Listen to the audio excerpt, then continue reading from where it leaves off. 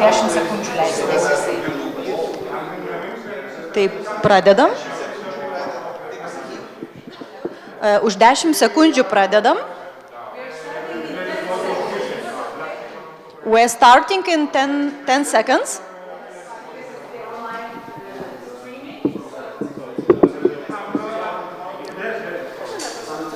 Please. Closer, cozier. Yeah. Hello, everyone. And friends and partners and future partners and friends, we are very, very happy to welcome you today here at our event, Empower and Integrate for Social Inclusion and Peace Building.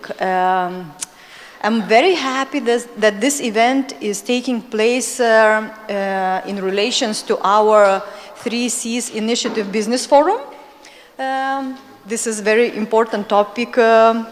And general discussions, high-level officials will be tomorrow arriving to Vilnius, so more than 1,000 participants. And this side event is very important to discuss about empowering civil society in building peaceful societies.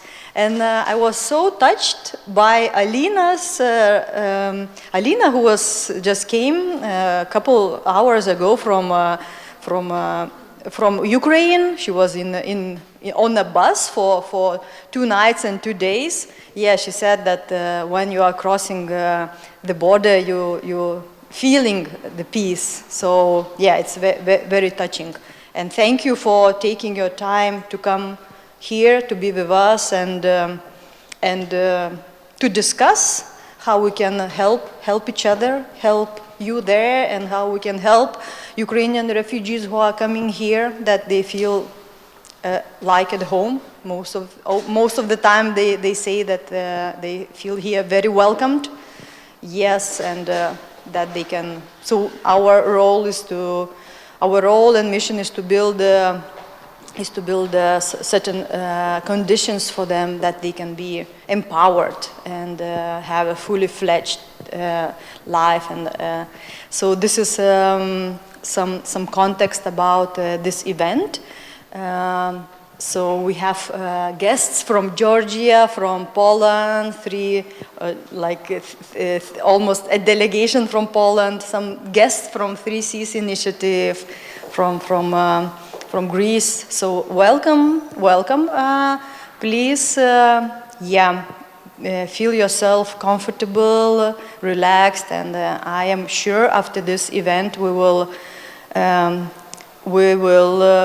have more inspiration, more ideas for cooperation, and more future possible friends and partners.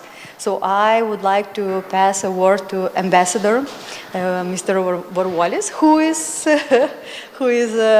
responsible for all this 3Cs initiative. Lithuania is chairing this initiative. Yes, please, Ambassador, the floor is yours.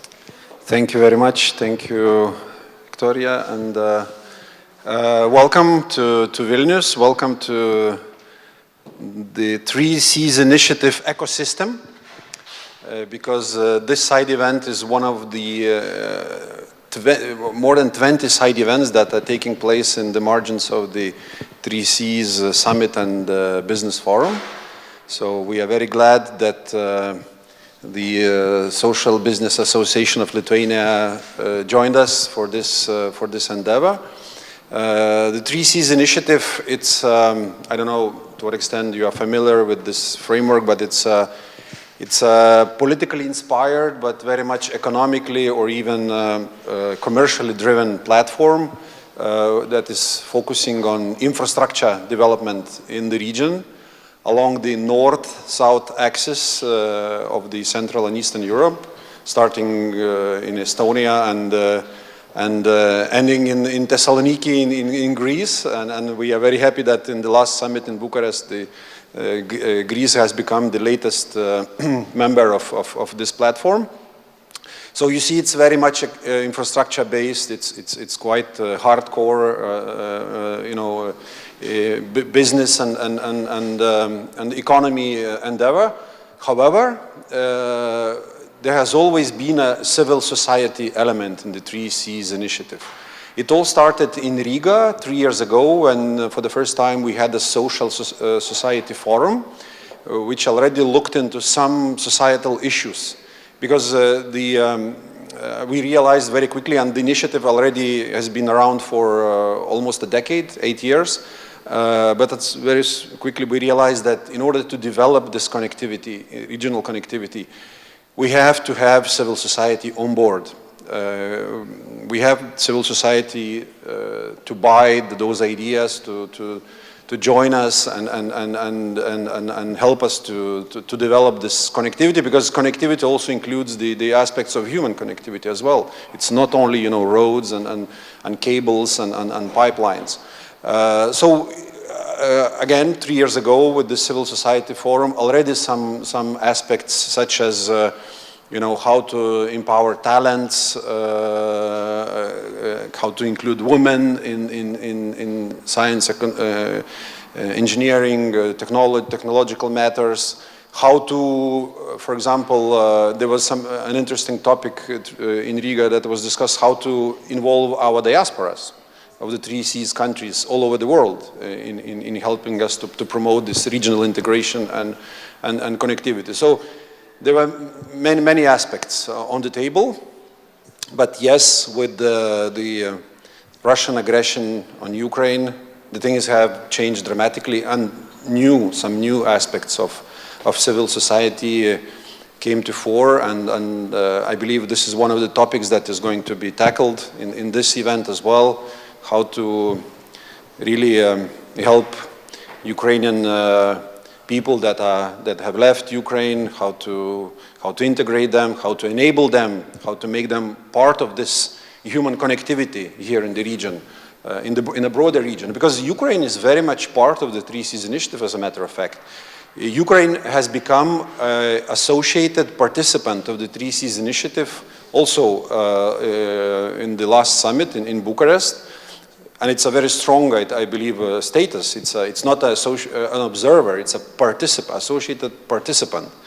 And of course, eventually we expect Ukraine to become a full member, because the 3Cs initiative, it's an intra-European platform that is comprised of EU member states. So bearing in mind that Ukraine has become a candidate state for the European Union, we all expect that eventually this will also mean that Ukraine will become a member of the 3Cs initiative. So Ukraine, by the way, will be all over the summit and business forum this year in Vilnius. We will have a Ukrainian delegation coming to the summit. We will have a dedicated panel for Ukraine, for its reconstruction at the business forum.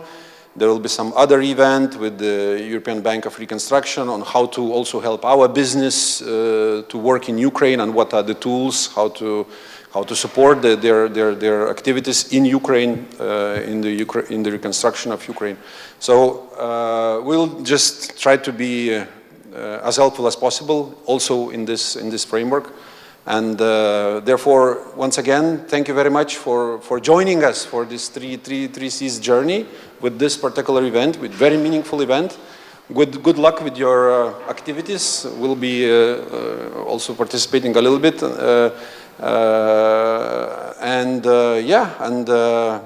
Let's make it a continuous also topic on the 3Cs agenda, because the story will not end in Vilnius. The next summit will be in Warsaw. And I think, again, coming back to what I said in the beginning, I think the civil society aspects will get more and more prominent also within the 3Cs initiative. So thank you very much, Victoria.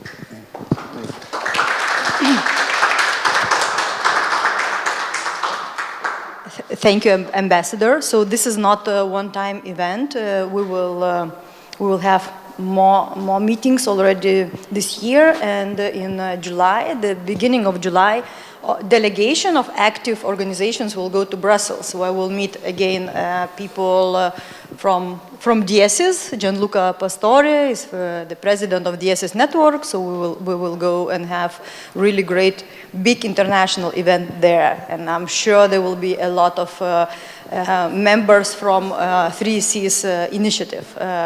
Thank you so much for your words. I think it's so important when we are having civil society gatherings to have representatives from the governmental level, that they reiterate that civil society initiative is very important and build bridges and synergies. So this is very, very important. And I would like also to emphasize that social economy is very important in rebuilding Ukraine. And Alina from Future Development Agency is working actively on that. As I mentioned, she just arrived from a long journey from Ukraine. Alina, I would like to give a word for you to say a couple welcoming words before we start. Please. Thank you so much, Victoria. Thank you for this opportunity to be here today. I'm really glad to be here in Lithuania, and also I'm open to share our experience. How do we work with refugees, with IDPs? Yeah, as I said to you today in the morning, this word, peace, it's really a base. It's like, I think that it's the main word that we really should protect. Right now in Ukraine, we even fight for the peace, fight for democracy, fight for our country. So I really think that this is our base for the dreams, for ambitional projects, for great communities. Yeah, but it all starts from the peace. And I'm really happy that in Lithuania, in Europe, you know that peace is not only the word, it's the part of your life, and it's really so necessary to have peace. Yeah, so I believe that today, through the conference, we also can think together about how can we work together, how can we make more peace around us. Yeah, and I really want to say thank you for all people of Lithuania, for Lithuania Parliament. We feel your support, and thank you so much for your strong position and for your vision that democracy, that peace is very necessary for all of us. So thank you so much, and have a great conference. Yeah, peace and victory, and to the victory. Thank you so much, Alina. Thank you all for your attention, and I would like to give Eva, do we have Luca? Luca, hello. So nice to see you. So Luca will arrive today to Vilnius. So we are looking forward for that. But now he will present a keynote speech about the role of social economy. Yes, Luca, please. The floor is yours. Thank you. Can you hear me? Yes. Good. Hello, good morning, everyone. I will be with you in Vilnius since this afternoon. Unfortunately, the flight connection didn't allow me to be there with you this morning. But hopefully we will meet tonight or tomorrow at the 3Cs event. So I will have this speech online. I hope it will be clear enough, but and especially I hope it will be interesting and useful for this conversation. So I will share my screen. Just a few seconds. Okay. Okay. So what is the role of social economy in building better societies and more peaceful society? Okay, allow me to make a brief introduction of who the SEC is, who we are. We are a network, an ecosystem of national and regional consortia, federation, group of enterprises, cooperatives, business support organization, etc. Among them, we count LISVA, and we are very honored of the work that LISVA is doing with us on many different topics. Today, DIESIS associates and aggregates more than 60 national organization from more than 30 countries. We are mainly European, but not only the EU, also Ukraine and the Balkans and are part of the network, as well as other continents. We are quite active also in MENA region, which, by the way, we'll mention it later on. It's another example on how social economy can be with part of the solutions to build more peaceful societies. Globally, the organization represented in the network are more than 100,000 and providing more than 1.3 million jobs. Our mission, as you may imagine, is to support the development of social economy, social enterprise, social innovation, and the civil society through the social economy. So, just a quick note about the social economy, because just to be on the same page about what do we mean with social economy. According to the European Commission, in Europe, there are almost 3 million organizations and entities belonging to this sector. The sector provides more than 13 million paid jobs and represent an average of the 6-7% of the European workforce. The GDP share can be very different across the member states, but we have peaks of around 10% in some member states, and in some regions or some part of some member states, it arises also at 13, 14, 15%, as is the case in the Basque countries or in the north of Italy, where I come from. But what does it mean? Social economy is an economy first, because it's very connected to the civil society, but it's an economy. It means that social economy organizations are enterprises. They do economic activities. They can be for profit or non-profit, but in the case of for-profit organization, the profit has to be reinvested in the mission of the company. This is the main difference with the mainstream business. The shareholder of a social economy organization can't be there just to receive primes and shares, because most of the shares or all of the shares must be reinvested in the company. This is really the key of one of the key factors of success for social economy, in the sense of being an economy, as the European Commission says, and I very much love this motto, is an economy that works for the people and for the planet. And it's a human-centered economic approach. So it's a business model that we find in many different sectors. We are mentioning social inclusion, but social inclusion in reality represents a small share of the economy in the social economy. Sorry for the playing with words. Main sectors are all the care and health sector, but also there's a lot of in agri-food and services, not only social services, but also services related to company, like logistics, transport, and so on. The enterprises in the social economy can be of different legal forms. Cooperatives, mutuals, association, foundation, and social enterprises. I wanted to take some minutes just to remind that essentially it's an economy that is able to bring together the civil society values with the business and the mainstream business too.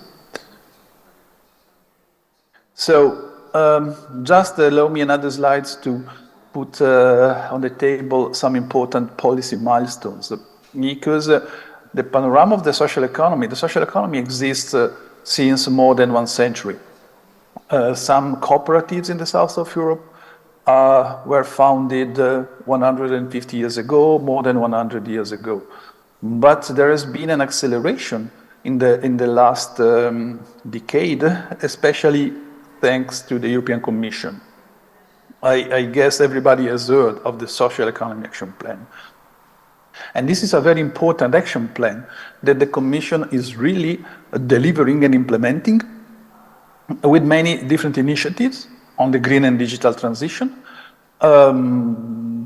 Diesis was leading a consortium of stakeholders assisting the DG GROW in finding the blueprint, the scheme for applying the green and digital principle of the transition to the social economy sector, which is considered by the Commission one industrial ecosystem.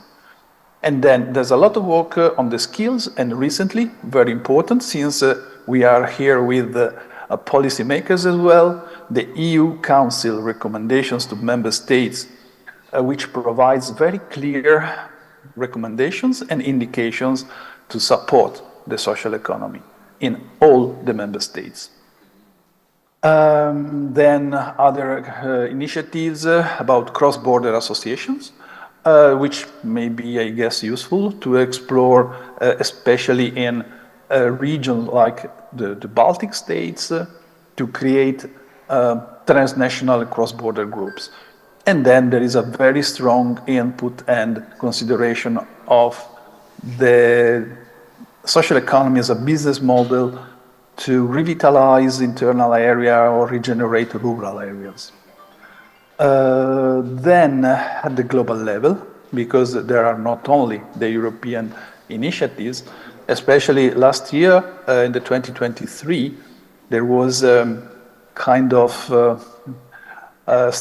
stars and planets alignment because not only Europe, but also at the global level, OECD, ILO, and United Nations provided and approved very important policy measures and policy initiatives.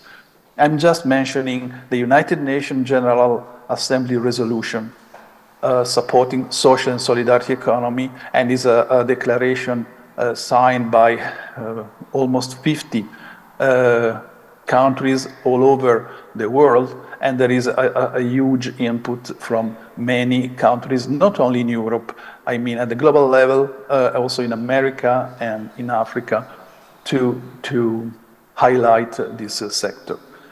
Okay, I now would like to provide a focus on what social economy can do about peace building. You know that there's a lot of literature and there's a lot of activities and definitions, especially about the United Nations, from the United Nations, sorry. We can define the peace building as activities undertaken on the far side of conflict to reassemble the foundations of peace and provide the tools for building on those foundations, something that is more than just the absence of war. And so peace building is the development of constructive, personal or group, collective political relationships going beyond ethnic, religious, class, national, and racial boundaries. It aims to resolve injustice in non-violent ways and to transform the structural conditions that generate the conflict.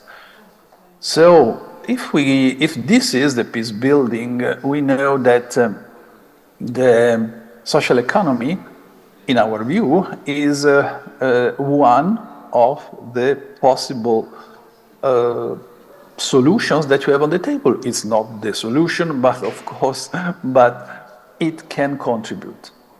Why?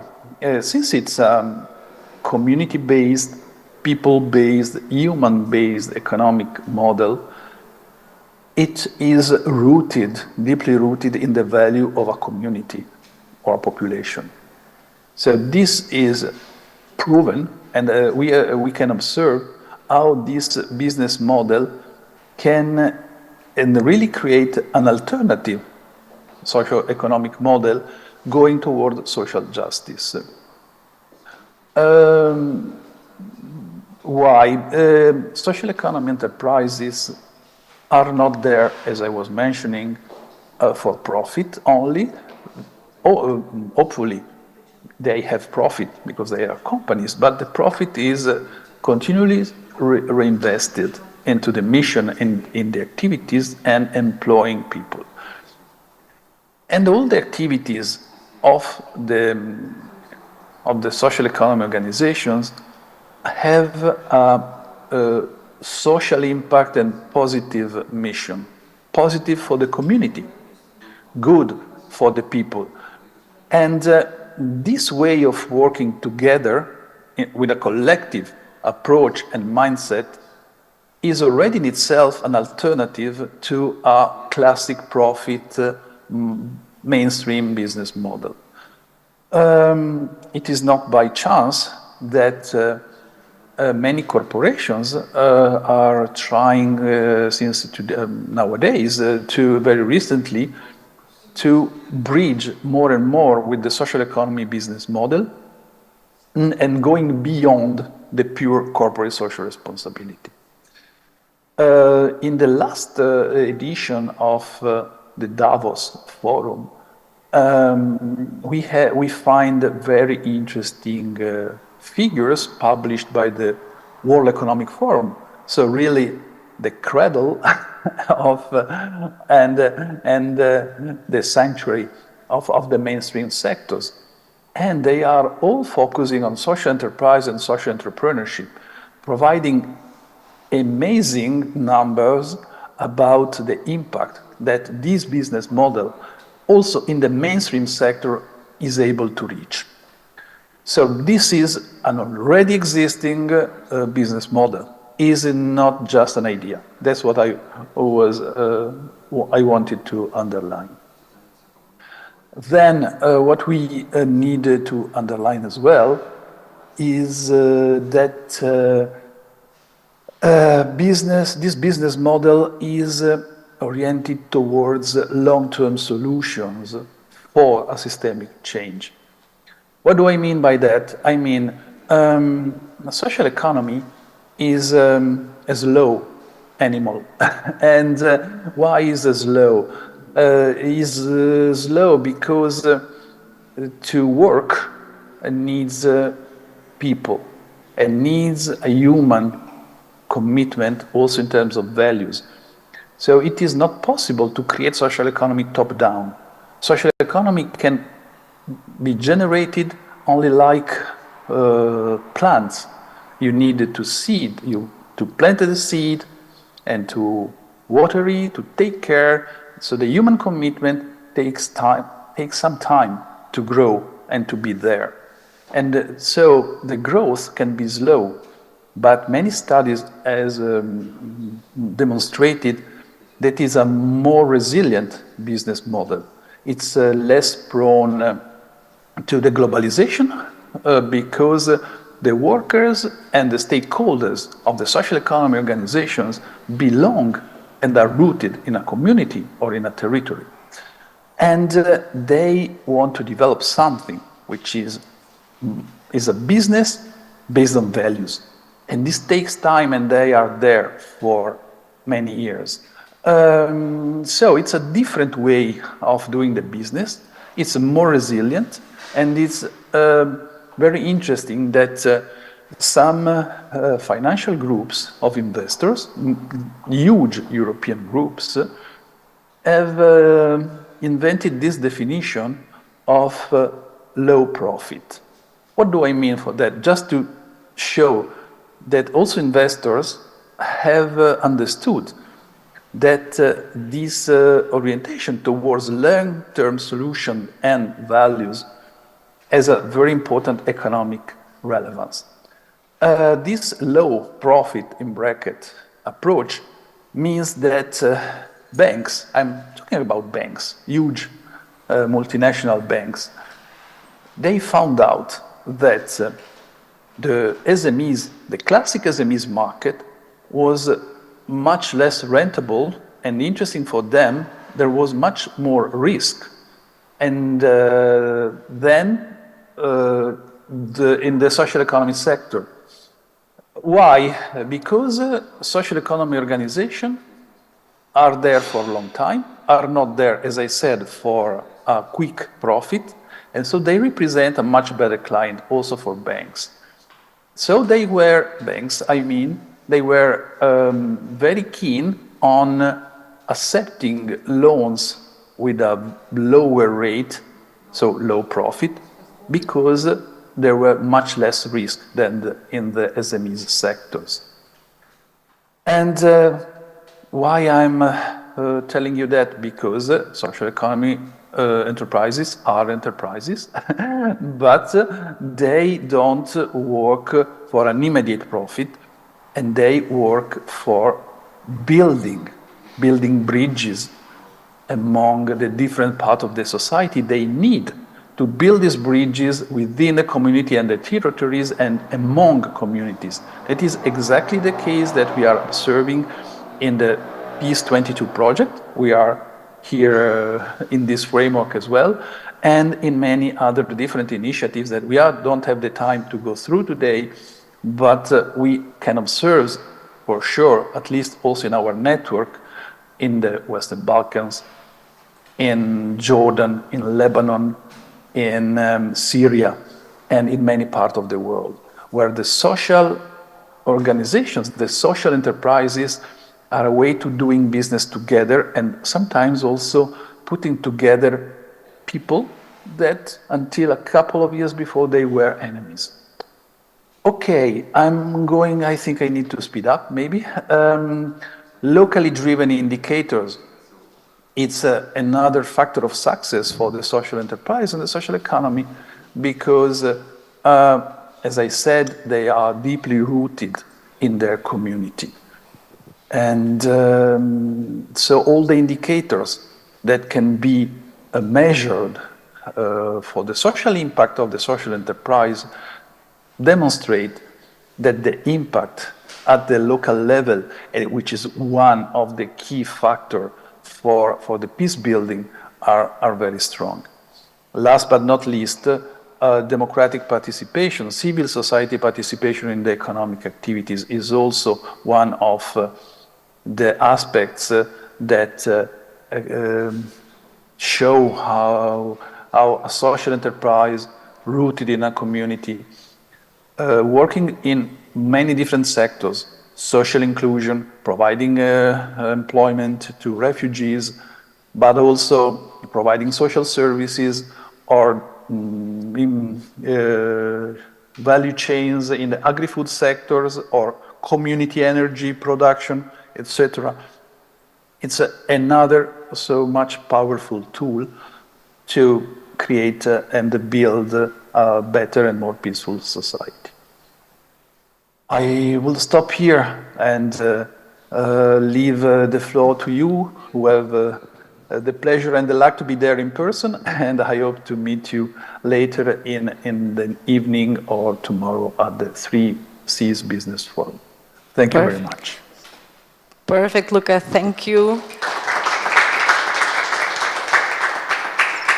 Thank you. If you could stop sharing, then people will see your face. And here we still have a couple of minutes for questions.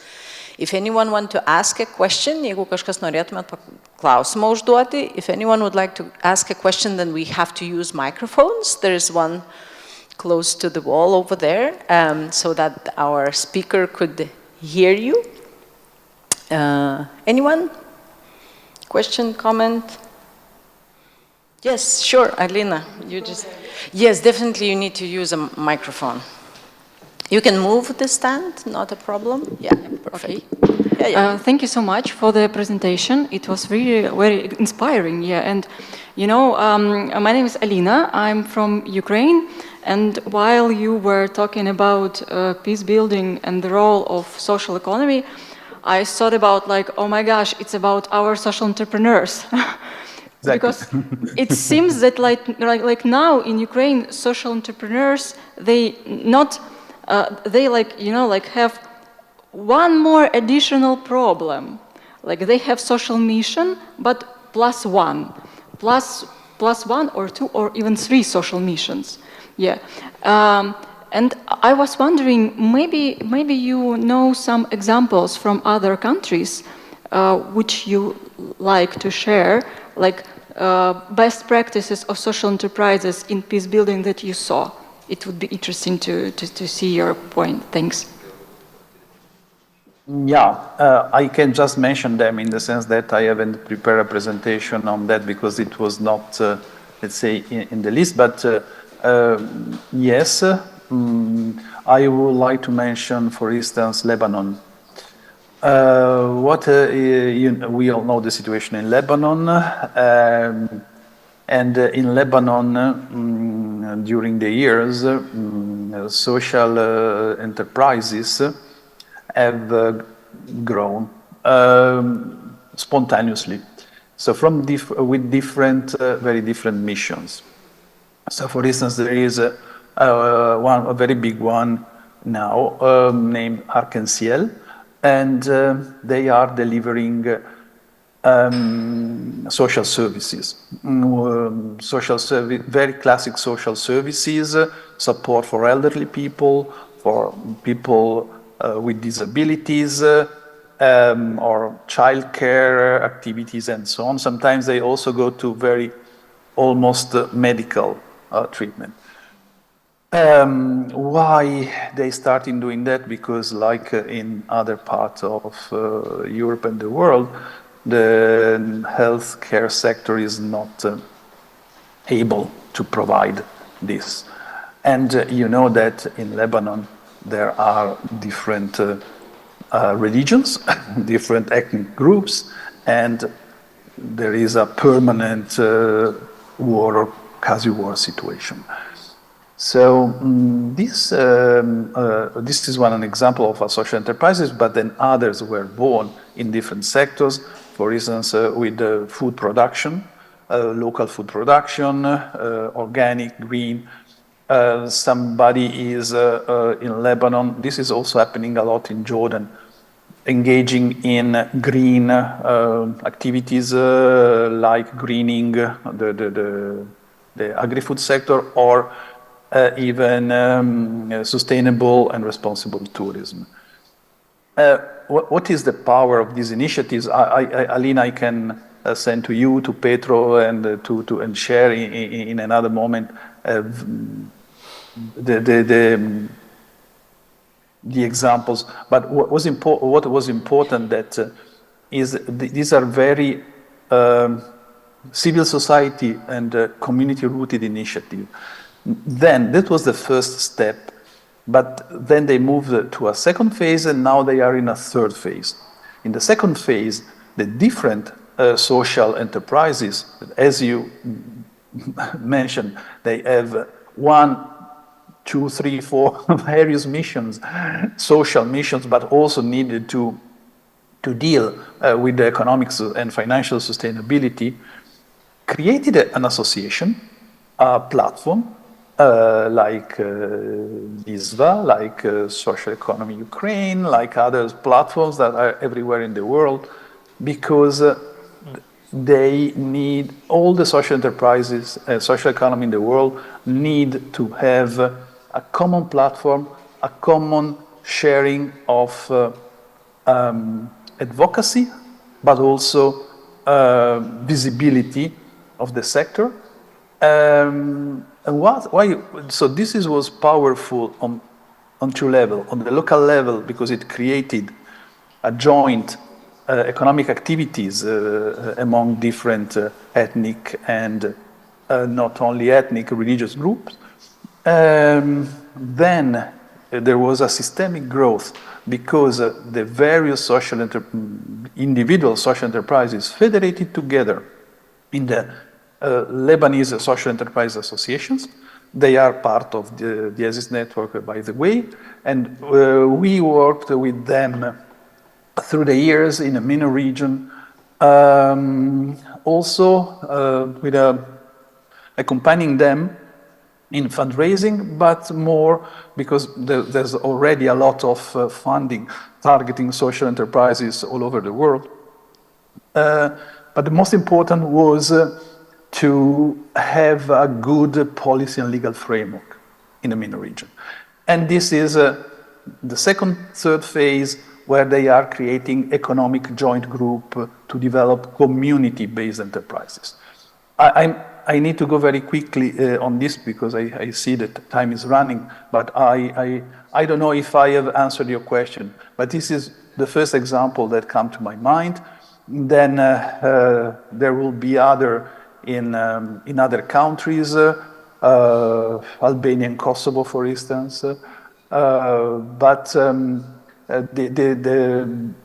this is how at the global level, I'm not mentioning, for instance, now just comes to my mind, what is happening in India. In India, there are very huge social enterprises that are doing exactly this work of reconciliation between and putting together people from different communities to develop economic initiatives. I don't know, Alina, if I have answered your question. Alina is nodding because Gianluca can only see the entire audience, right, in the screen. So Alina says yes, thank you. Okay. But I hope we meet this evening or tomorrow in person. Indeed, indeed. You have some time scheduled together, so you can go further in on this question. Do we have anyone else? Any inquiry? Yes, let's have this last one before moving to the workshop part. Greetings, everyone. I'm Vanu Grigolashvili from Georgia. First of all, thank you for invitation. My question is related to the opportunity, if you're providing such opportunities to get information about legislation supporting social entrepreneurship, because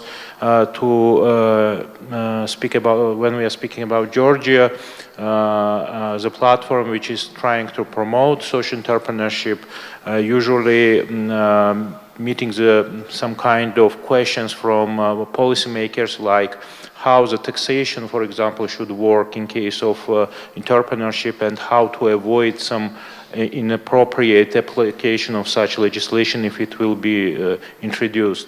So my question is, like, are you providing such type of the consultation, how the legislation should look like, and what is a good examples where legislation preventing some inappropriate application of this law? Thank you. Hey, thank you very much for this question. Yes, indeed, it's a huge part of our work since more than 25 years. Yes, yeah, the question is yes. There are many examples. Depending on what you actually need in terms of more very detailed information. In the past and recently, well, more recently, we've been working together with the LISVA in pushing the concept of helping, supporting from as much as we can, LISVA in finding a more appropriate recognition of the social economy in the country. So yes, this work can be done at very different level. I can mention that we've been doing that in the MENA region. As I said, we had a lot of work putting together policymakers and social economy representatives. We did it in the Central Eastern Europe, in the former Yugoslavia, and now also in sub-Saharan Africa. Something is moving. So yes, there are different levels. In some cases, it is more about a general policy framework for social economy. By the way, if you look at our website, you find a couple of OECD initiatives we were coordinating or part of, and there is one on legal frameworks for social economy. But I am available to get in touch with you. You can find my contacts with Victoria, and if you are still there tomorrow, we can have a more appropriate and more punctual, precise recognition of what you need, what will be the support, because sometimes you must be very specific. Let me just say a thing about the laws on social enterprises. We have been working together with social economy organizations in many different countries and in various continents. Sometimes there is a myth that you need for the sector a dedicated law is an important and necessary feature. Let me tell you that according to our experience in the last 3 decades, this is not true. This is not something social enterprise have to necessarily push and look for, because it is good to have a dedicated legal framework to social enterprises when the ecosystem is ready for that. This will lead to a long conversation. I don't think we have the time, but it's very important to understand that to have a dedicated law, and we know that we have some very bad practices that we can show in some countries where the law is not helping. On the other hand, is preventing to develop the sector. The one we mentioned, and we did also in a workshop with the Lithuanian policy representative, policy makers. We have the classic examples from Albania, where the law is not working. We have examples, on the other hand, where a policy framework and a national strategy is working. And this is, for instance, the case of Ireland. We usually use these 2 examples. So it's much better to not look for a dedicated law defining what a social enterprise is, rather that have a positive and conducive policy environment where you can find your place. And sometimes the place for social enterprise within the law can be found, and here we have a lot of examples, only by a bylaw, because as we know, to have a dedicated law, it takes years and years. We are observing this in various countries.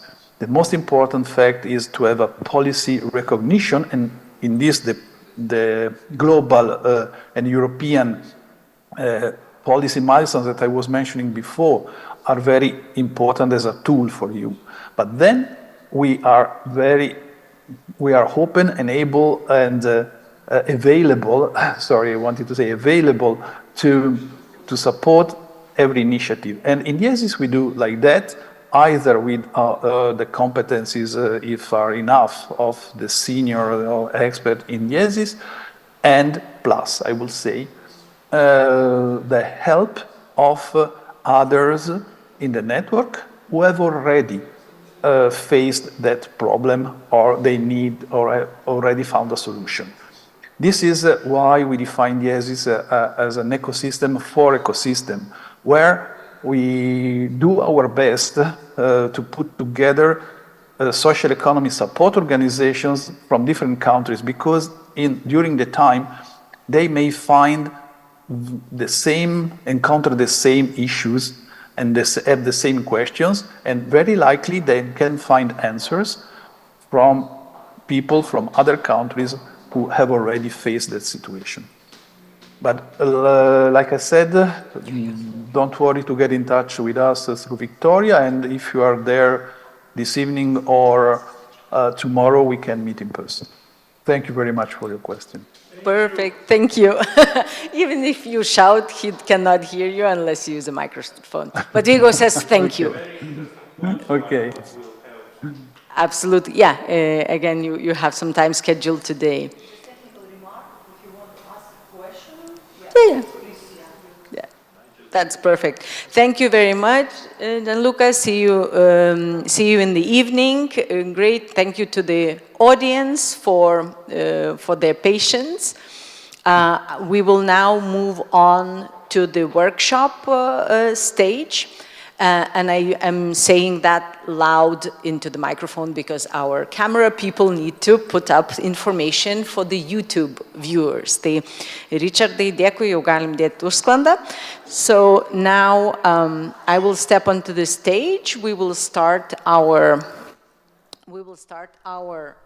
workshop.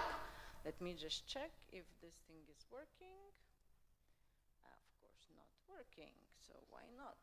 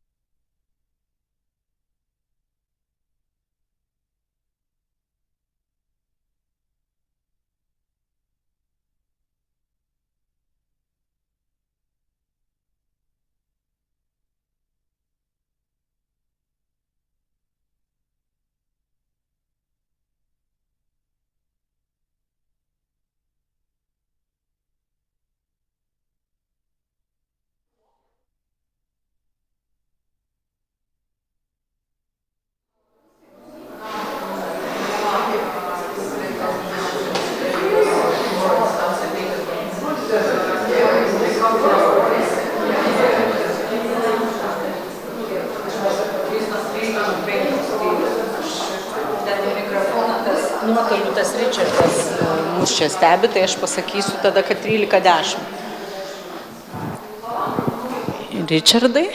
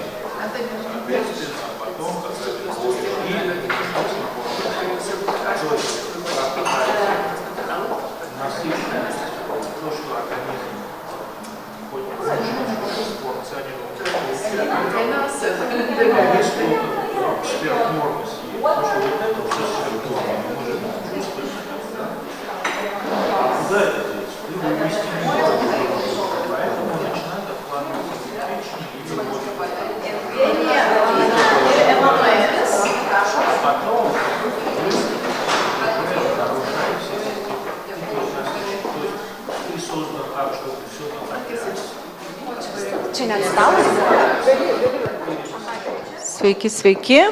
Sveiki.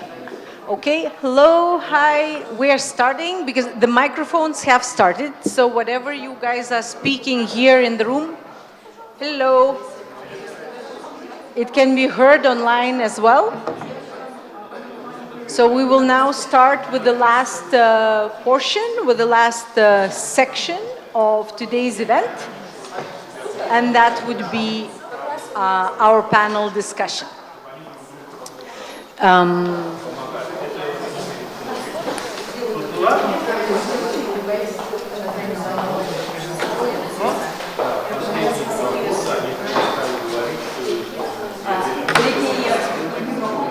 Yes, so once again,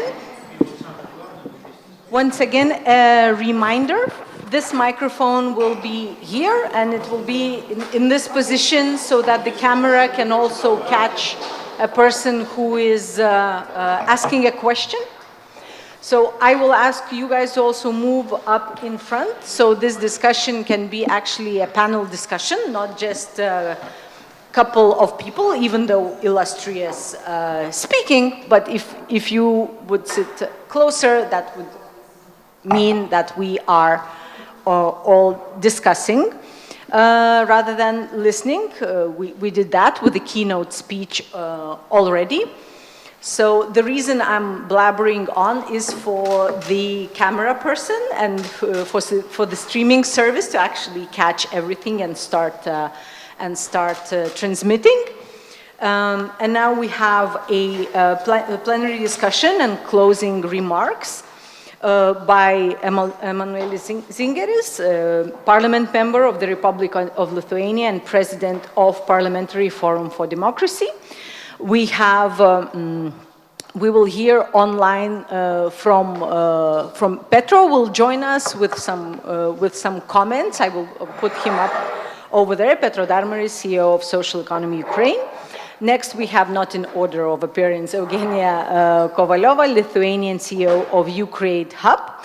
We have Alina Bocharnikova. I'm sorry for Bocharnikova. I'm sorry for butchering your name. So Alina from who is Social Innovations Consultant at Future Development Agency of Ukraine. And finally, last but not least, our moderator, Victoria Bražiūnaitė, who is the CEO of LISVA, Lithuanian Social Business Association. Perfect. And this is perfect silence to remind you once again, questions, comments, remarks, interventions, always in this microphone. Same for our illustrious panel. You always have to speak into the microphone, otherwise people who are not in this room but are joining and watching us online cannot hear you. Thank you. I give the word to Victoria. Thank you, Ieva, for introduction. So we will have a half an hour of some panel discussion, and we will open the floor for your questions and for your, as well, some insights. So to have this as interactive as possible. So welcome, Emanuelis, the founder of the Parliamentary Forum for Democracy, one of the seniorest member of the Lithuanian Parliament. Senior is not old. Yes. Yes. So in regard of many terms, yes. Alina, as always, great pleasure to welcome you here after your long trip straight from Ukraine, 2 nights and 2 days in the bus. Thank you. It's a really great pleasure to welcome you here. And Eugenia, Ukraine Hub, head of the Ukrainian Hub. Eugenia, head of Ukrainian. So welcome. And maybe short context of our discussion. For those who may join us a little bit later, and by the way, Petro, so we have also Petro Darmoris, Social Economy Ukraine Director, online. Today's event is a hybrid event. So for those who can't join, they can participate and view and hear us online. So short notice about context of the session. So sustainable job creation can increase the resilience of migrant and refugee groups in host communities, in particular through retraining, upskilling, and training, by providing individuals with employability skills and opportunities. They are better equipped to withstand economic shocks and societal challenges.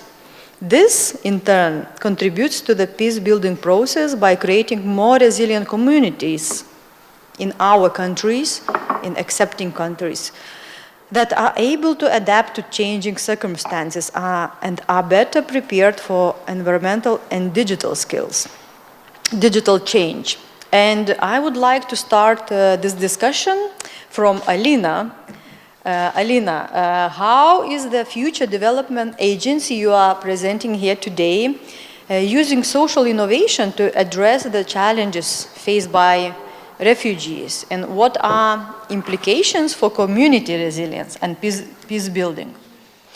Thank you, Victoria. Hi to all. Now, today I will tell you more not only about Future Development Agency, because we have a lot of challenges and we need to collaborate. And in Ukraine, I think that our great and secret component which help us to be resilient, it's to be united. So nowadays we're working on social entrepreneurship development together with our partners, other NGOs like School of Me, like Silab Ukraine, Social Economy Ukraine. And we work together also to build ecosystem of social entrepreneurship development. So I'm working in Future Development Agency. We are a project office, so we creating our own projects and also helping our partners organizations to provide social changes. And in this case, after the war began, we still working as we worked before. So what does it mean? We providing educational projects for social entrepreneurs, but we definitely understand that education is not enough. So we provide educational and financial programs for social entrepreneurs, and also we provide this component of mentorship and consulting. And in this case, we really can help people to provide their own business. And also, from the other hand, we're working with municipalities.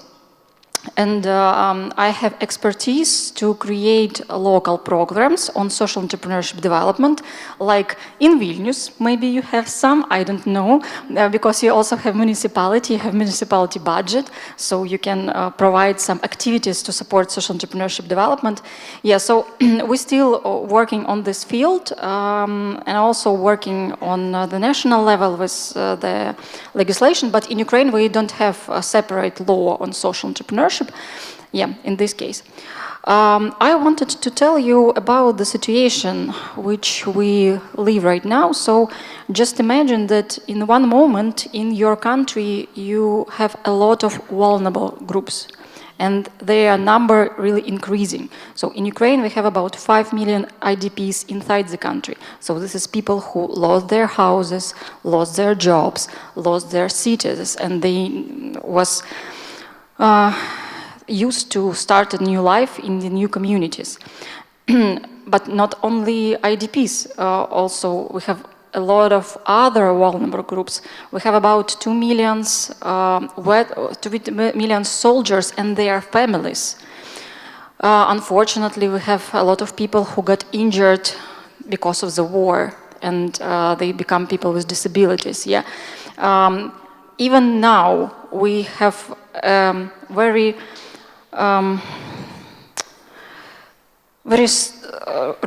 it's really, I don't know even how to say it correctly. very scared situation in Kharkiv. So as you know, the city is bombing every day, and it might be a new vulnerable group. Each person who lives in the city could not be citizen anymore if there will be no water, no electricity. You can't not even live, you can't work in this city. So these vulnerable groups, they are increasing right now, even while we are talking today. So people move inside the country, not only moving abroad, but inside also. And as we saw that IDPs, they can be like vitamins, you know, like vitamins for local communities. And it's amazing because these people, they have huge expertise. They could live in the big city and then started to live in a small city, in a small town, and can bring a lot of interesting services, products in these cities. So we come up with the idea to help refugees to start their own business also in Ukraine. In 2022, we created anti-crisis hub in Vinnytsia. So this was the base for NGOs who removed from other cities and started to live in Vinnytsia. And our task was to help them strategize their activities and also to think about social entrepreneurship as a sustainable way of their integration is in this local community. And you know that when local people and new people come up together, it might be a lot of conflict. Mm-hmm. But no, social entrepreneurship gives us a great opportunity to build this peaceful living together, because you know that this person brings to your city new activity, new service, new very wow product. And local citizens, they are in love with business of refugees because they see that these people, they are so brave, they are so exciting, they have a lot of power to create new life in the new city. So we come up with the idea to help refugees to create their own business, and we have all components inside Ukraine to do it. Because in Ukraine right now we have national program, national grants program, so each person in Ukraine, each Ukrainian can create his or her own business and to get about $8,000 for starting new business, and should create new 2 workplaces for 2 more people. So our task as the consulting agency, as a training educational center, to build for them educational products, as I said before, not only give them knowledge, but support them on fundraising, support them on mentorship and consulting in each topics of the business which they had. Yeah, so I think that it's one of the innovations that we should do more, because we have a lot of people who lost their job, and we need a lot of workplaces for them. And one more, just like an idea, just a short idea. We also right now come up with the idea of the project that in the typical life, we know that education, it's one field, rehabilitation, it's another field, but right now we see that a lot of people who get injured, and they right now on the rehabilitation, in the rehabilitation centers, and it might be a good idea not only rehabilitate their health, but also rehabilitate their dreams and their dreams of new life, and new life where they also have ability to work and to create. And right now we have also partnership conversation with some rehabilitation centers in Ukraine, and we see that it could be not only medical rehabilitation, but also business rehabilitation. So it's medical business rehabilitation center, something like this. I think that it might be a kind of innovation when you have the cabinet of the doctor, and here is the cabinet of the business consultant, and while you are repairing your health, you're also repairing your business plan. something like this, yeah. So I can move more examples, but I think that these two I wanted to share with you, and also just like a quick adding, we worked with municipalities and created 2 programs on social entrepreneurship development for Vinica local community and for Ivano-Frankivsk local community. And we are so happy to see that other cities right now in Ukraine creating their projects, their local economical programs, and including social entrepreneurship as the base also to create opportunities for IDPs, opportunities for veterans and their families. And local municipalities has projects for it. And I'm really impressed. That's for what we were fighting in 2029, 2022. We talked to the mayors and just like proposed them that maybe social entrepreneurship, it's a good idea. And now we see that departments of economy, they took this idea, and it's just brilliant. Mm-hmm. Thank you, Alina, for your remarks.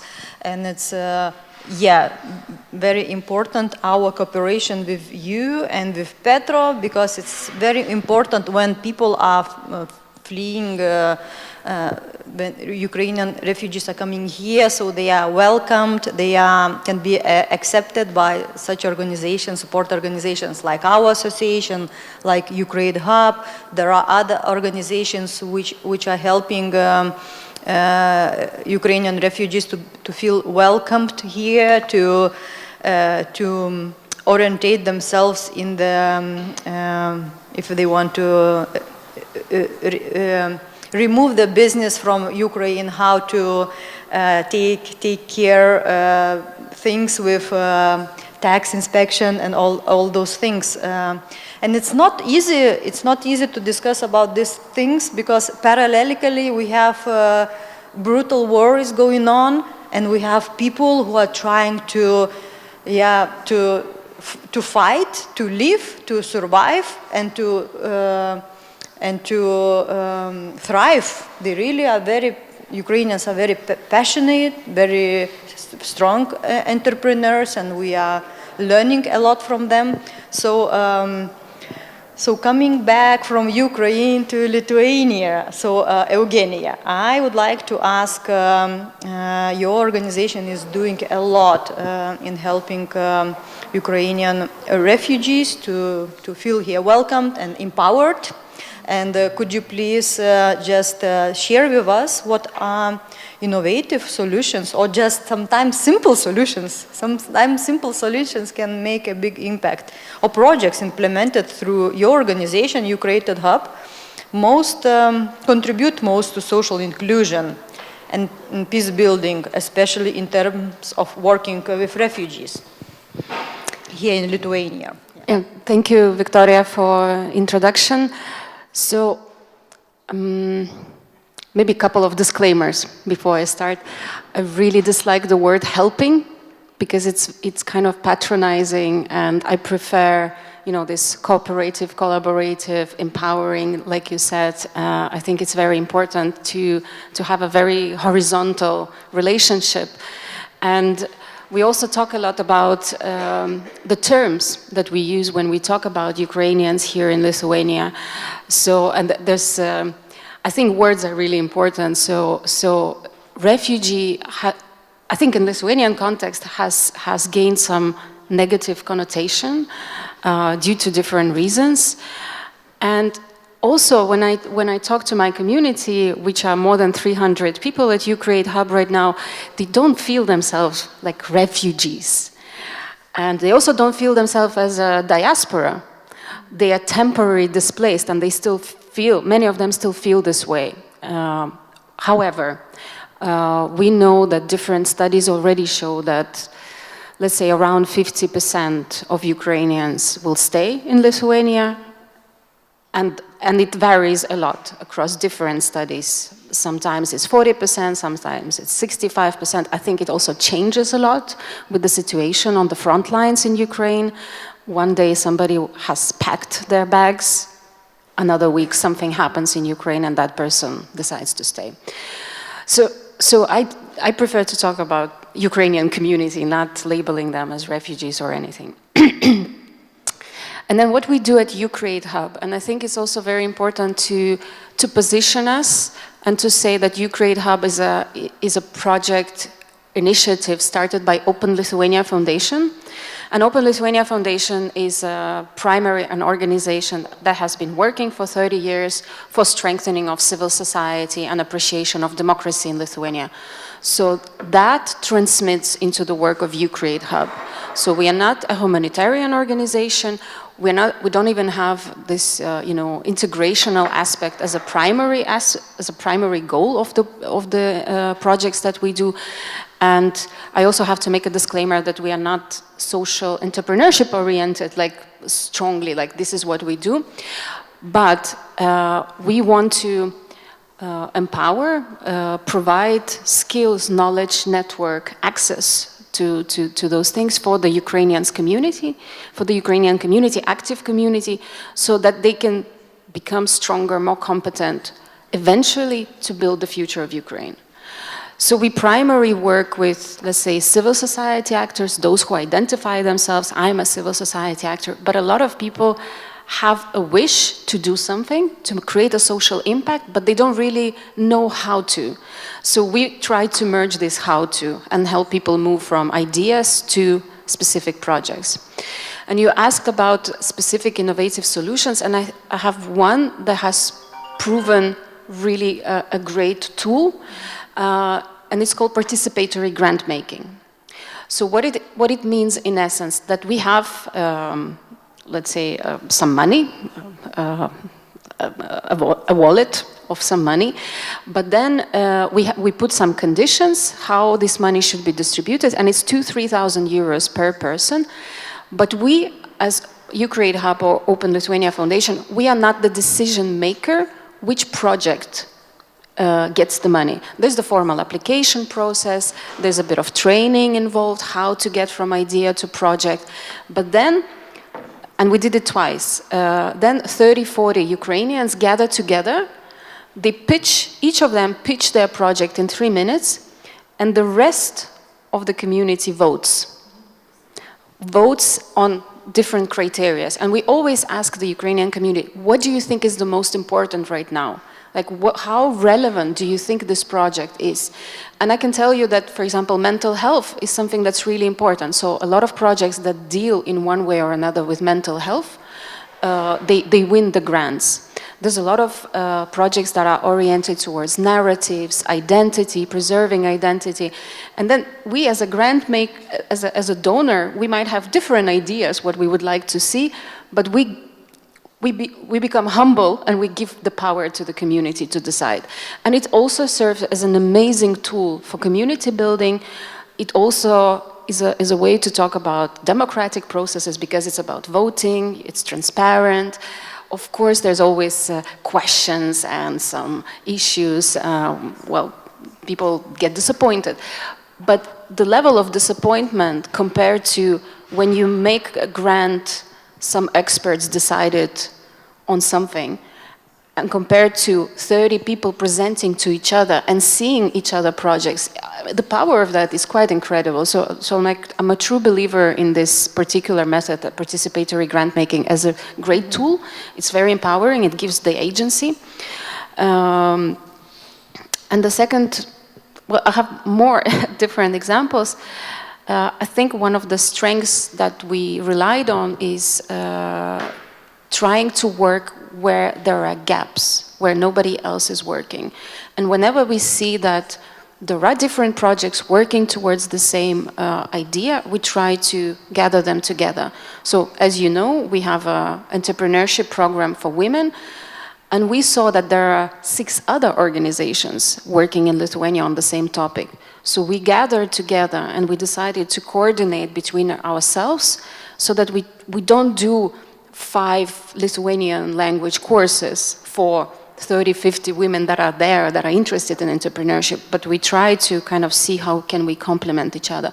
So I think that cooperation is essential also between organizations. So less competition, less, you know, as we say in Lithuanian, pulling the blanket to your side, because of course NGOs compete for money. But I think it's very important to go beyond that. If you really care about social impact, it's very important to cooperate with others. I'll stop here. Thank you, Eugenia. I think we will continue more. It's very interesting. And I really like your disclaimer about the term temporarily displaced. When we are talking about Ukraine, we're talking about internally displaced. So, so these are the same people we're talking, and our cooperation with Ukrainian organizations is very important signal that we believe in victory, and one day they will come back and they have they established cooperation with us, but we have strong partners in Ukraine and they will be welcome there, and so this is about creating synergies and empowering not just Ukrainian community, but empowering each other, like our organization empowers yours, and we are sharing sources and expertise and contacts. Thank you, Eugenia. I would like to move now to Emanuelis, and I would like to ask Emanuelis what you think role parliamentarians could play in promoting social inclusion of this temporarily displaced people here in Lithuania, how we can empower them and what parliamentarians can do, and help them integrate and be part of our society.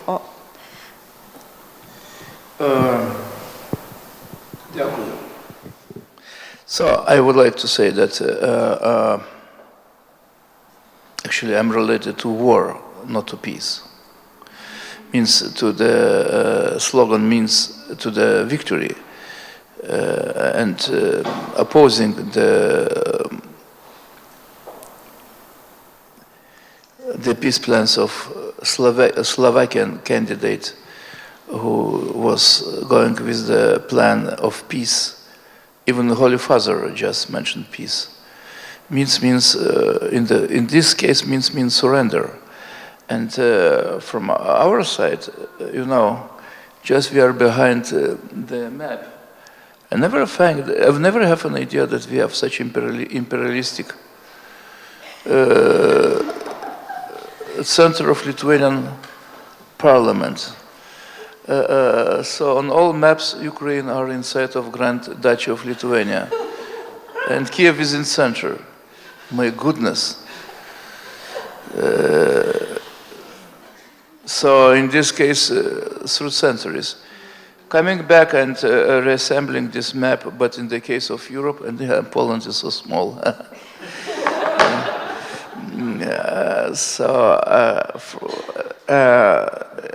So I just saw the statistics of how you enrich our life.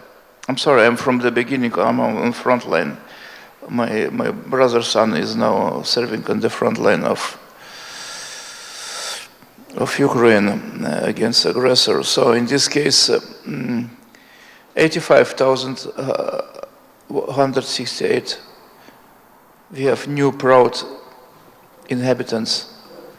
I would like to have citizens, but they're inhabitants of Lithuania from Ukraine immediately after Russia new aggression. Full-scale war, among them 31,121 fully employed.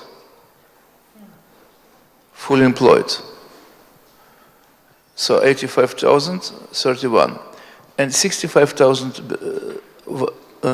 white Russians, Belarusian citizens who are just after their revolution in July, so not revolution, after their demonstrations in Minsk, they crossed the border to have safe haven here. So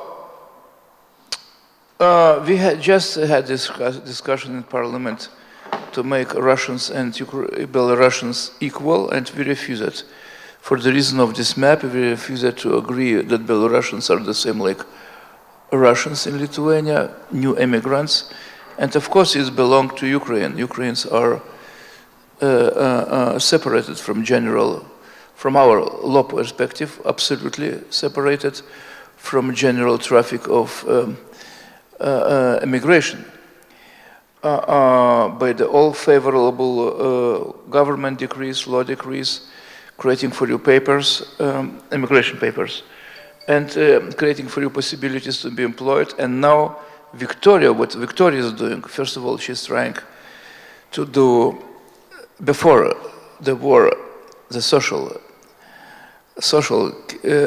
activities of Lithuanian business people, trying to take them out from the wild capitalism, only seeking to have profit, and putting them to the, including the duty for social care. That was great from your side, Victoria. It was the chapter before Ukrainians arrived. And I would like to ask you, thank you. It's small corruption between me and Victoria. She was working in my office for years and years, and after that she created together with me parliamentary forum. So we always have such, stars like John McCain, Professor Landsbergis, Boris Tarasuk, all those figures, Vitaly Klitschko, all those guys were our permanent guests until 22nd, yes. After the 2014, can you imagine it? And before Maidan, 2013, we made, I'm sorry, I would like to tell you the story. We made parallel forum to the Mr. Yanukovych. Before Mr. Yanukovych arrived here, that was incredible. When he sent, and Mr. Azarov 20, the note number 24, the note number 24 that they're coming to sign the European Union Ukraine Association Agreement, I told to President Grybauskaitė that they're coming not to sign, and they will refuse to do that. So we invited with Victoria, Vitaly Klitschko, Boris Tarasuk, Mustafa Dzhemilov, other musketeers from your parliament, long-standing members of parliament, to have double option.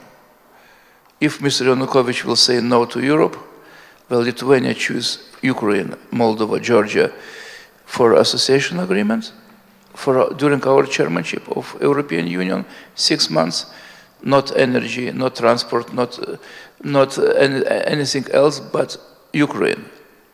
Like now, it was the same always, Ukraine. So Vitaly Klitschko, Tarasuk, and Mustafa Dzhemilov will tell opposite opinion to Mr. Yanukovych and Mr. Azarov. It was a case. So Mr. Yanukovych were here making calls in front of Madame Merkel and telling the story that, no, Madam Merkel, you should stay silent. I'm speaking with him. Who is with him? It's Mr. Putin. So he was speaking with Mr. Putin for 3 hours during the summit. You can imagine the feeling of President of Lithuania and all ourselves. And the leaders of Germany and France told the Ukrainian delegation, guys, on our side you have 600 million Europeans. On your side you have 40 million Ukrainians. Why you should speak with the guy who is outside of civilization? 2013, November 28. So November 28, 2013, Vitaly Klitschko, during our conference of parliamentary forum, stood up and declared in the front of Mr. Yanukovych, impeachment to you, President, we are starting the revolution. Maidan will start tomorrow after Vilnius, after your refusal, and we're inviting all guys from this podium to move to Maidan barricades and say what you think in Kiev. So we moved from parliamentary forum with Klitschko and with Tarasuk to Maidan, and after I saw a number of those Berkutovцы and Mr. Azarov in the front saying, Berkutovцы, we are going to liberate Maidan from Nazis. So all this story, revolutionary story, started not only 15th century on this map, but started here in Vilnius. Maidan started in Vilnius, and we are so proud having you here. 85,000 heroes are among us. We are proud having 31,000 employed here in the restaurant of Ukrainian dishes. I'm learning Ukrainian from all those youngsters who are working in the restaurant, telling to me how to say Dobrego ranku and other things, but I would like to come back to the topic. So we learned after our revolution that the path to Europe is through social duties on the business side. Not only it's an issue of your character, you're donating or not something to the poor people, but including to automatically to all businesses, the social part. It was done very slowly through 35 years of our independence, coming out from the wild capitalism. Now it's about duties of not only your few oligarchs, but all your business community. How to learn to be social responsible. And your guys here, Ukrainian people who started some businesses here, are social active. I see how the Ukrainian house is working. Also, what was the name of the organizations we tried to collect? Tell me, please. It was Ukrainian house, yes. Which type of Ukrainian we collected here who are working successfully for collecting business people, Ukrainian business people, connecting them with Lithuanian business people and trying to develop their responsibilities outside of their profit mentality. Okay, we collected all names of organizations. We will send to you the names. They're extremely successfully. Ukrainians feel at home here, and we feel at home with Ukrainians. It was other point, not comfortable point. Yesterday at night, I will tell you, no, I'm Jewish, but about other immigration. During the pandemic, Mr. Lukashenko and Mr. I will tell something, not extremely fine things, that not to think that we are here in paradise. It was the chapter in during the pandemic time when the innovative KGB guys from Minsk and extremely innovative Putin came to the idea to collect refugees from Iraq and Syria. So, and yesterday I spent at night, 12 o'clock at night, in Vingis Kino Theaters, it was Kino Pavasaris, looking to the film Green Line about those poor guys, my goodness, 8,000 guys, and our Polish Latvian army pushing them back. It was no pushback against Ukrainians and Belarusians, but was pushback against those poor Muslim guys, and we have all possible worries how they will function in our society. We have no problems in Poland and Lithuania with the Muslim immigration, but it was a fact that those poor guys were used by the regime, by the KGB, by regime in Minsk, trying to impose on us, and we were not keeping the exam extremely high. Well, you know, I'm Jewish, I'm saying that the Palestinian blood is the same like Jewish blood, for me. Israel should be defended, have right to defend themselves. But in the same situation, we were not so sure about Muslim immigration, but about this map and about European duties, we are probably okay. And we are doing our homeworks with Ukrainian with not huge efforts. Well, you are like us. You are accepted like us. We should be a little bit more top level and accept all immigration like Ukrainian or Belarusian immigration. And and we have problems, of course, with the so-called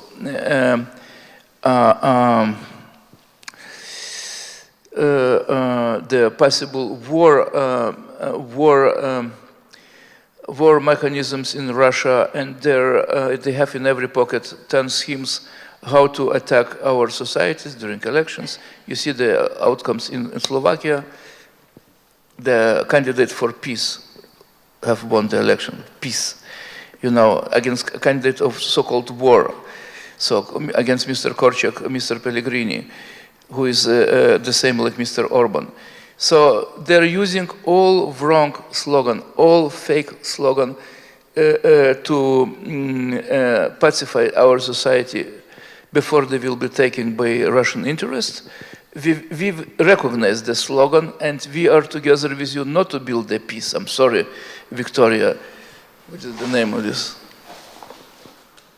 No, Peace 20.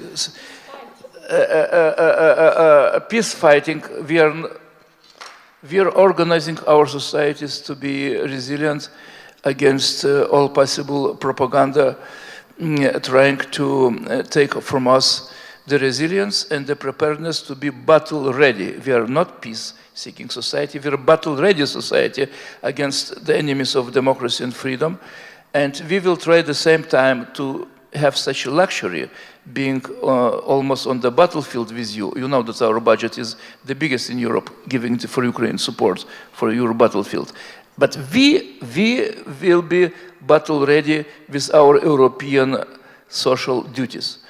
Not battle-ready only in technical terms, but battle-ready to be good, responsible Europeans.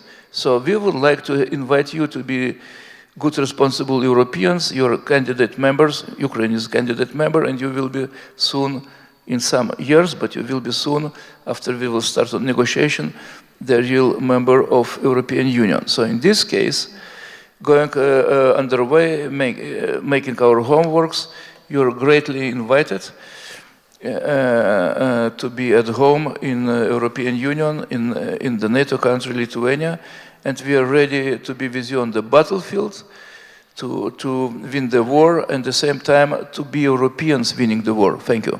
Thank you, Emanuelis. Absolutely. And when they are temporarily displaced here, we are ready to empower them, support them, give them a sense of community. There is going on very important strategic project when Lithuanian government will invest into rehabilitating war veterans. So many things going on, and this cooperation and dialogue between different levels, parliamentarians, government, civil society, business, academia is very important. And thank you, Emmanuel, is putting important emphasis. And I would like to go to Ukraine now, Petro.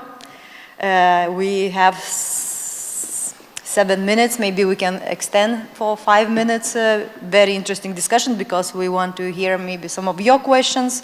So Petro, could you just share a few minutes, some insights about what do you think, what are your strategies of your organization, Social Economy Ukraine, to promote social integration? I think it's very important to mention that you are operating not only on Ukraine level, you cooperate with us, with other international networks, and you are helping those and temporarily displaced people to in other countries to be empowered, supported. So, what maybe you can share some success stories or some successful strategies. Mm-hmm. Yeah. Thank you, Victoria. First of all, thank you for inviting me and having me at this event. I would have been delighted to be in person, but due to different circumstances, I'm joining online, but with the full spirit with you.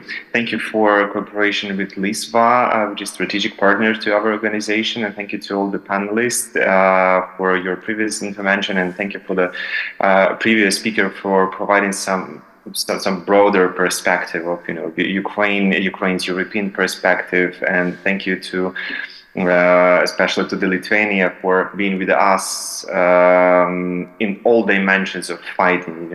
Thank you for hosting and empowering Ukrainians in Lithuania, and thank you for helping us in the battlefield fighting with the aggressor. In terms of key strategies that our organization is using and how it also how it contributes to the peace building, I will maybe look for another perspectives of the topic of peace building, because like right now when you have the topic of peace and you have the topic of Ukraine, mainly we are talking about war, about stopping the war and all these challenges.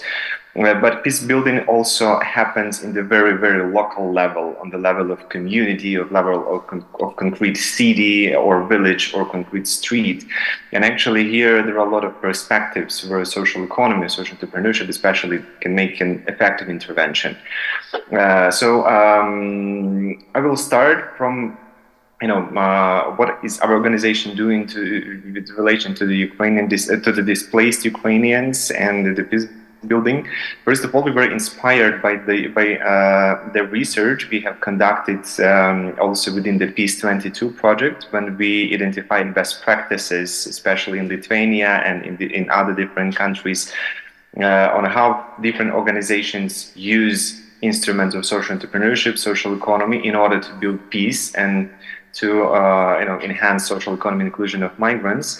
And one of the key outcomes we have got is in most cases there are organizations led by the refugees for the refugees. So actually we also identified that there are a number of organizations and entrepreneurs who were launched by the refugees or temporarily displaced persons or forced migrants to help the same people like them to be included, integrated, to provide them different opportunities. And we also have in Ukraine the first wave of internally displaced persons we have got in 2014 since the start of Russian invasion. And many of them, we have a lot of success stories of displaced Ukrainians who launched their own businesses. And actually, so this was the result of different incubation programs or different, education, mentorship, financial support. So we see this instrument works. So actually we continue using the same instruments as Alina also mentioned, providing different tailored support in terms of education, consultancy, mentorship support, financial support, especially to social entrepreneurs led by displaced persons or those entrepreneurs who work to create jobs for displaced persons, to ensure their social and economic integration in the host communities. We also identified that one of the key challenges for those entrepreneurs, for those beginners who want to start their business, is the lack of resources, human resources, finances. And this is, we are right now piloting, this is the very, very fresh project we have just started yesterday on the support of Google. We would like to pilot and to test whether the social entrepreneurs beginners may use AI instruments in launching their business. So maybe they have used some different technologies in order, it won't be a kind of substitution of some human resources, but it can decrease some expenses for communication, for marketing, for relations with clients. So right now we train the trainers who will then work with those enterprises, especially founded and led by displaced persons, on how they can use different AI instruments to scale and develop their own businesses. We are not ready to talk about whether this is successful or not. We will be able maybe to talk about nearly to the end of the year, but we'll see. So actually, as I told, this approach may also save some budget or decrease some expenses for different purposes. And so why we're talking a lot of teaching or empowering displaced persons to start their businesses? Because this has direct contribution to peace building. How? It prevents local conflicts. Because since the very beginning of the full-scale invasion, when the millions of people moved to the central or western regions of Ukraine. A lot of Ukrainians started to provide some, humanitarian support, assistance, charity.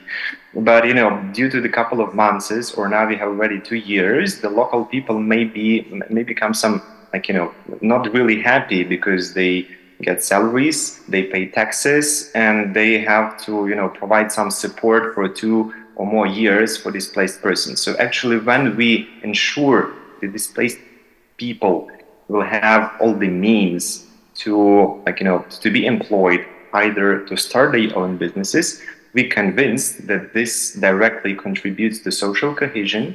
And this is, multi-win-win-win effect, because we are about economic development, we are about ensuring the well-being of displaced, and actually we are about community development, because community also benefits.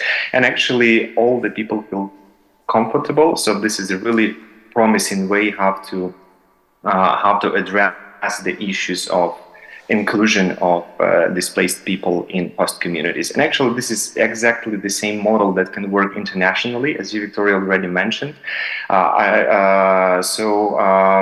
Together, like our organization, Social Economy Ukraine and LISWA, we have already designed the program, which is actually ready to implement, which can be ready to implement when any organization from different countries around the world where the Ukrainian communities are temporarily displaced, they may be taught how to start their own businesses in the host country, and later on, like different organizations from Ukraine may take care of relocation of their businesses to Ukraine back.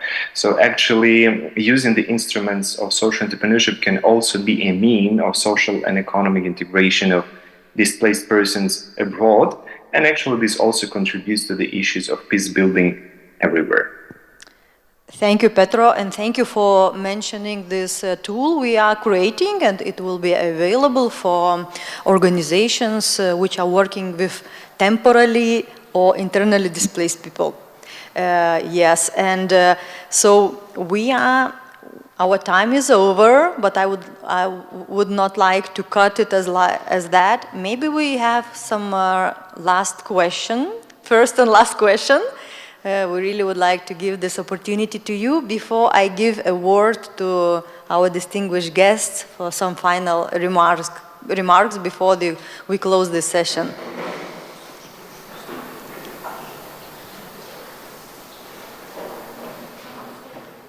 Okay, so I would like to thank you and give some final remarks, some emphases, because maybe some insights arise while listening. So maybe Emanuelis, I would like to start from you, please.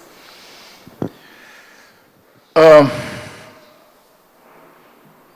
have a question to, first of all, who knows how many new businesses, Ukrainian businesses, started in Lithuania? Interesting to know. During the last 2 years after full invasion of Russia's army to Ukraine. So interesting to know how many registered new business entities in Lithuania, Ukrainian entities. That will be good to know. Who are guys who are organizing them, the business community of Ukrainians? Well, Belarusian business community, especially those guys who related to high-tech, are very good organized in Vilnius. Belarus, from Minsk, the high-tech business. From Minsk is in Vilnius and in Warsaw, good organized. Now, it will be good to know how you know the Ukrainian situation in our brother country, Poland, how they are situated. This will be important to know. Third is my question to Petro. You mentioned artificial intelligence using AI. How it's possible to use AI for social businesses? That sounds so fresh for me, and probably you can tell me a little bit, if possible, in details, how to use the artificial intelligence for social duties of business community. That is incredible. Thank you. I'm sorry. And I would like to say thank you very much. First time I overlooked the room. First time it's no question in this hall. So you should be probably more active. Well, our society based on every opinion should be separately other opinion like your neighbor's opinion. So that's we are enjoying, and we would like to enjoy your questions. Thank you. Yeah, so maybe after we can stay a little bit and have some internal discussions. And if colleagues from Poland would like to say a couple comments, we would be happy to hear how it is in Poland. And I'm giving a microphone to Alina for final remarks. Thank you so much. Thank you for all support of Lithuanian people and Lithuanian parliament to Ukrainians. We really feel your support, and it's so necessary to stand together, to fight together for our freedom, to fight together for the peace in all over the Europe, Ukraine, come back. And I really thought about how social entrepreneurs could build the peace. I know that in Ukraine right now we have cases of social enterprises which had not only one social mission, which had 2 or 3 added social missions. Like, we have a social enterprise, Good Bread from Good People. This is inclusive bakery. They provided a workplace for people with mental disabilities. And their CEO said that, okay, and they cooked great bread, good bread from good people. Yeah, and they said that, our clients, we're happy to give you bread, but right now we won't sell you bread anymore, because you can buy this bread in your Kyiv shop, in any shop in Kyiv region. We will provide humanitarian missions and will give bread in Chasiv Yar, in Pokrovsk, in other cities in the Donetsk region where you won't find a shop anymore and where you won't have any bakery at all. So I really feel that right now in Ukraine, social entrepreneurs have 2 or 3 social missions, even like this. And I see that our secret, how are we still made in it? It's our unity. It's our unity and our responsibility. Today, Ukrainians take 1, 2, and 3 more additional responsibilities, to win. And I really appreciate that we have such great partners who also have this responsibility to win together. So thank you so much. Thank you, Alina. I actually have answers to some of your questions about Ukrainian businesses in Lithuania. I don't know if I should go ahead and say now, or we can speak afterwards. So my main, maybe final remarks, we talk a lot about, so I think there's no doubt that Lithuania and many other partners believe in the victory of Ukraine sooner or later. So it's out of question. And there's lots of conversation about rebuilding Ukraine, reconstructing it, rehabilitating. There are efforts that are being done right now, even while the war is still going on, and Lithuania is doing that. Lithuanian government is supporting several projects. But I always say that who are doing those projects? Those are people. So let's not forget not only to invest in hard infrastructure, buildings, bridges, and so on, but let's invest in people. Because eventually, if there are no people, there will be no rebuilding of anything. So my main message is, let's invest in people's capacities, in their upskilling, reskilling, employability, whatever it takes. because people are the essence. And let's also invest in communities, because people power lies in their unity and in the unity within the communities. So I think that's my main message. Thank you. Thank you so much for such a great, summary. And Petro, please, some final remarks from your side. Yeah, thank you. Maybe I'd like to take 2 minutes, one to respond to the question, one to provide some remarks, if you allow me to do that. In terms of AI instrument, this is a reality that the future without AI is unimaginable. It's already here, and we should look for different benefits or options how we can use it to, to enhance the achievement of our mission. When we're talking about using AI to social entrepreneurs, using ChatGPT may also help to communicate better, to create more clear messages, or to do some analytics, to plan some research. Different image generators can also help with the communication in social media, and so on and so on. Different chatbots and tools may help to make life easier in relations with clients. So actually it's about integration of different tools into business processes, and actually it's cheaper, it's faster, and that's why it can be helpful. In terms of the final remarks, I would share my opinion that we, of course, it's much related to what Eugenia also told. We should not talk about, when we're talking about recovery or reconstruction, we should not talk about post-war, because we do not know when this war ends. Unfortunately, Ukraine's future is starting now. And actually, so we should do all our efforts for recovery, reconstruction here and now, taking into consideration different challenges and opportunities. And in these circumstances, horrible circumstances, I believe the social entrepreneurship and social economy has its really crucial momentum, because using these instruments, we can address both. We can strengthen our social infrastructure, and we can ensure our economic development, because we see where the business is developing, the life is developing. So actually, if we would like to take care of people, communities, and Ukraine's recovery, we should invest in business, and we should empower those who are, less equipped with different knowledge, instruments, how to start their businesses, how to earn money. So actually, this is time for us, the main actors in the field of social economy, and our role is not minor. We may do minor things with a great impact.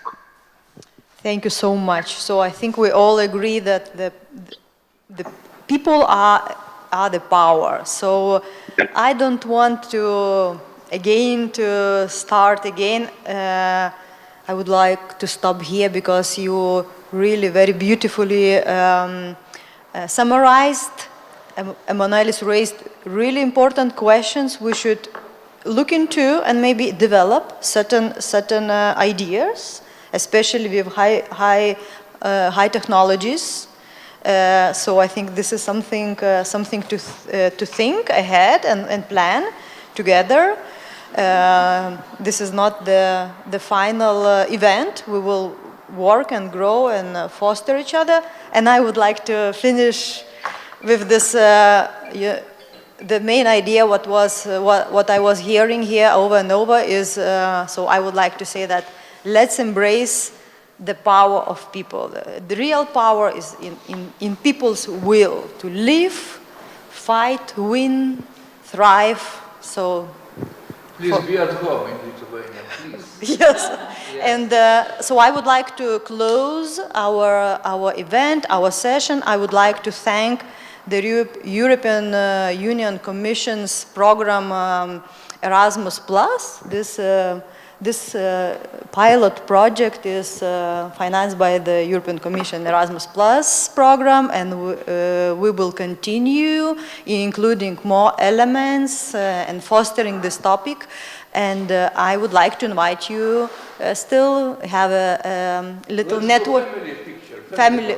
Yeah, I would like just to finish this formal. So yeah, and And I would like to invite you to stay 10-15 minutes for some informal networking and contacts exchange. Thank you so much, and thank you for those who are watching. And thank you, Petro. We wish you were here, and next time we hope it will be. Слава Україні!